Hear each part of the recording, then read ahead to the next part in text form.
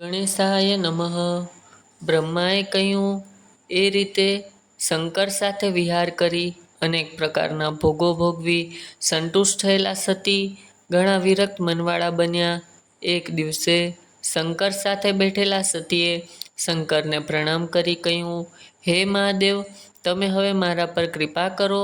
તમે સર્વના સ્વામી, રજોગુણ, સત્વગુણ અને તમોગુણથી પર નિર્વિકાર અને મહાપ્રભુ છો. મારા હો ભાગ્ય કે હું આપની સાથે વિહાર કરનારી આપની પત્ની બની છું. સ્વામીન, તમે તમારી ભક્તવત્સલતા અને કૃપાને લઈને મારા પતિ થાવ છો. મેં ઘણા વર્ષો આપની સાથે સુખ ભોગ ભોગવ્યા છે, એથી મને ઘણો સંતોષ થયો છે, પરંતુ કેટલા સમયથી મારું મન વિરક્ત થયું છે. હે દેવેશ્વર, હવે હું એવા પરમ તત્વને જાણવા ઈચ્છું છું, જેથી જીવોનો આ સંસારના દુઃખથી આપોઆપ ઉદ્ધાર થાય. નાથ, જે કર્મ કરવાથી કામવશ બનેલો જીવ પણ પરમપદને પામે, એવું ઉત્તમ કર્મ મને કૃપા કરી બતાવો.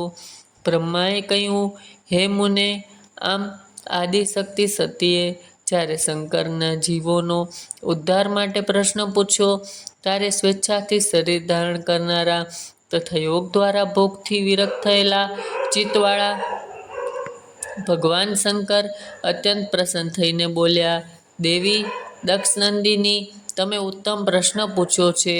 વાસનામાં બંધાયેલા જીવ જલ્દી મુક્ત થાય એવા પરમ તત્વ હું કહું છું તે સાંભળો. વિજ્ઞાનની પરમ તત્વ હું બ્રહ્મ છું એવો નિશ્ચય થાય છે. બ્રહ્મ વિના બીજી કોઈ વસ્તુનું સ્મરણ રહેતું નથી. વિજ્ઞાની પુરુષની બુદ્ધિ સ્ફટિક સમાન શુદ્ધ થાય છે, પણ આ ત્રિલોકમાં એને જાણનારા કોઈક વિરલ જ છે.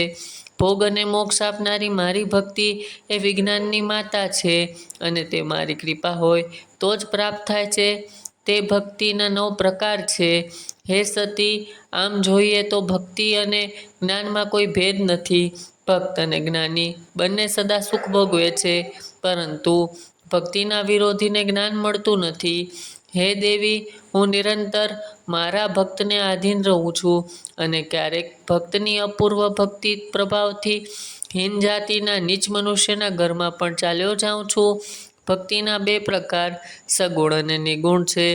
જે ભક્તિ શાસ્ત્રોક્ત વિધિથી તથા હૃદયના અનુરાગથી પ્રેરાયેલી હોય તે ભક્તિ શ્રેષ્ઠ ગણાય છે. એથી ભિન્ન જે ભક્તિ કોઈ કામનાને લઈને કરવામાં આવે તો તે ભક્તિ કનિષ્ઠ ગણાય છે. વળી આ 2 પ્રકારના ભક્તિના પણ 2 ભેદ નૈષ્ઠિકી અને અનૈષ્ઠિકી છે. આમાં નૈષ્ઠિકી ભક્તિ 6 પ્રકારની છે, પરંતુ અનૈષ્ઠિકી ભક્તિ માત્ર એક જ પ્રકાર છે. તેને શાસ્ત્રોક્ત વિહિત અને અવિહિત ભેદથી અનેક પ્રકારની માને છે, અને એના પણ ઘણા ભેદ છે. એના તત્વનું અન્ય શાસ્ત્રોમાં વિસ્તારથી વર્ણન કરેલું છે. વિદ્વાનોએ સગુણ નિગુણ ભક્તિના 9 પ્રકાર કયા છે તે શ્રવણ, કીર્તન, સ્મરણ, સેવન, દાસ્ય, અર્ચન, વંદ, સંખ્ય અને આત્મસમર્પણ છે. વળી ભક્તિના ઉપાંગો પણ ઘણા છે. હવે ભોગ અને મોક્ષ આપનારના ભક્તિના 9 પ્રકાર અલગ અલગ લક્ષણ સાંભળો. જે મનુષ્ય સ્થિરાસને બેસી તન મન આદિથી મારી કથા કીર્તન વગેરેનું પ્રેમ ભાવથી એકાગ્ર ચિત્તે કાનથી જે અમૃતવાણીનું પાન કરે છે એ શ્રવણ ભક્તિ કહેવાય છે. જે મનુષ્ય હૃદય દ્વારા મારા દિવ્ય જન્મોનું ચિંતન કરતા પ્રેમથી વાણી દ્વારા એનું ઉચ્ચ અને મધુર સ્વરે ગાન કરે એ કીર્તન ભક્તિ કહેવાય છે. જે મનુષ્ય મને મહેશ્વરને નિત્ય અને સર્વત્ર વ્યાપક જાણી રહે એ સ્મરણ ભક્તિ કહેવાય છે.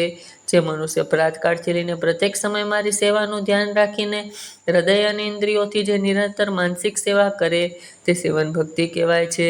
જે મનુષ્ય પોતાના પ્રભુનો દાસ સમજી હૃદયપૂર્વક સ્વામીનું સદા પ્રિય કરવું એવા ભાવ ના રાખે છે એ દાસ્ય ભક્તિ કહેવાય છે. જે મનુષ્ય પોતાની શક્તિ અનુસાર શાસ્ત્રીય વિધિથી મારું પરમાત્માનું હંમેશા પાદ્ય વગેરે ષોડશોપચારથી પૂજન કરે એ અર્ચન ભક્તિ કહેવાય છે. જે મનુષ્ય મનથી ધ્યાન અને જીવાથી વંદનાત્મક મંત્રો બોલી સાષ્ટાંગ પ્રણામ કરે છે એને વંદન ભક્તિ કહે છે. જે ઈશ્વર સારું કે ખોટું જે કંઈ કરે તે મારા સારા માટે છે એવો દ્રઢ વિશ્વાસ રાખે એ સખ્ય ભક્તિ કહેવાય છે. જે મનુષ્ય પોતાના દેહ વગેરે જે કોઈ વસ્તુ ભગવાનની પ્રસન્નતા માટે સમર્પિત કરી દે, નિર્વાહ માટે કંઈ પણ ન રાખે અથવા નિર્વાહની ચિંતા ન રાખે, એ આત્મસમર્પણ ભક્તિ કહેવાય છે.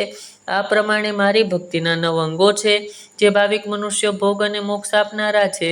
વળી આ સર્વ સાધન જ્ઞાન આપનારા હોય મને અત્યંત પ્રિય છે. આ સિવાય બીજા બિલીપત્ર વગેરેથી મારી સેવા કરવી એ પણ મારી ભક્તિના લક્ષણ છે.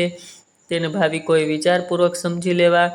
હે પ્રિય, આ રીતે થતી મારી સંગોપાક ભક્તિ સર્વથી ઉત્તમ છે. એ જ્ઞાન અને વૈરાગ્યની માતા છે અને મુક્તિ એની દાસી છે. એ સર્વ સાધનોમાં ઉત્તમ હોય, એના વડે સર્વ કર્મોના ફળની પ્રાપ્તિ થાય છે. જેના ચિત્તમાં નિત્ય નિરંતર આ ભક્તિ વસે છે, તે ભક્ત મને ઘણો પ્રિય છે. 3 લોક અને 4 યુગોમાં ભક્તિ સમાન બીજું કોઈ સુખ અને ઉત્તમ ફળ આપનાર સાધન નથી. કળિયુગમાં તો આ ભક્તિ માર્ગ વિશેષ કરીને સુખ આપનારો હોય, સૌ કોઈને માટે સરળ છે. કળિયુગમાં જ્ઞાન અને વૈરાગ્યના કોઈ ચાહક નહીં હોવાથી એ બંને વૃદ્ધ અને ઉત્સાહ વગરના થયેલા છે. જ્યારે સર્વકાળમાં ભક્તિ જ મનુષ્યને પ્રત્યક્ષ ફળ આપનારી છે. ભક્તિના પ્રભાવથી જ હું ભક્તોના સદા આધીન રહું છું. બ્રહ્મા બોલ્યા, હે નારદ, આ પ્રકારે ભક્તને ભક્તિનો મહિમા સાંભળી દક્ષપુત્રી સતી ઘણો હર્ષ પામ્યા. એમણે ભગવાન શિવને મનથી પ્રણામ કર્યા.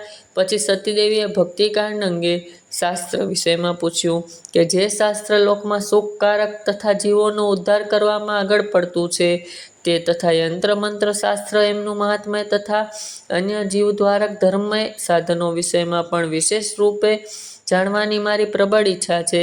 સતીની જિજ્ઞાસા જાણી ભગવાન શંકર ઘણા પ્રસન્ન થયા અને એમણે જીવોના ઉદ્ધાર માટે સતી આગળ સર્વશાસ્ત્રોનું પ્રેમપૂર્વક વર્ણન કર્યું.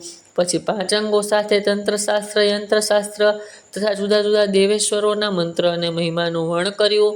ત્યારબાદ દેવતાઓના ભક્તોનો મહિમા, ક્યારેક નશ ન પામનારા વર્ણશ્રમદમનો મહિમા અને જીવોને સુખકારક વેદક શાસ્ત્ર તથા જ્યોતિષશાસ્ત્રનો પણ મહિમા વર્ણવી ઘણો ઉપદેશ કર્યો.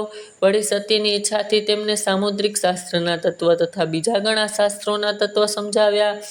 આમ લોકોપકાર કરવા માટે તત્પર રહેનારા અને ત્રિલોકને સુખ આપનારા ભગવાન શંકર અને સતી હિમાલયના કૈલાસ શિખર પર રહી, ક્યારે અન્ય સ્થાનોમાં રહી અનેક પ્રકારની લીલા કરતા. શિવ અને શક્તિ સાક્ષાત પરબ્રહ્મ સ્વરૂપ છે. તે શિવ મહાપુરાણમાં, રુદ્ર સંહિતામાં, સતીખંડમાં નવધા ભક્તિના મહિમા નામનો અધ્યાય સંપૂર્ણ. ઓમ નમઃ શિવાય.